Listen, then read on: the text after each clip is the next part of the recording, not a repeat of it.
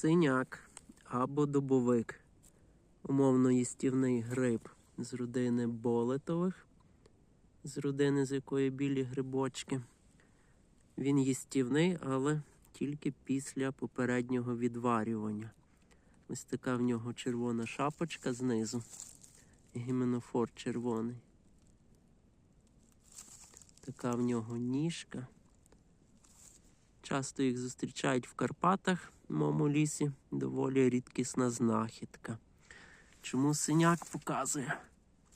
Він миттєво синіє. Бачите? Який синій. В лісі трошки темно, тому постійно губиться фокус. Часто його плутають з чортовим грибом, але це їстівний гриб, він не отруйний. Ось така в нас сьогодні цікава знахідка.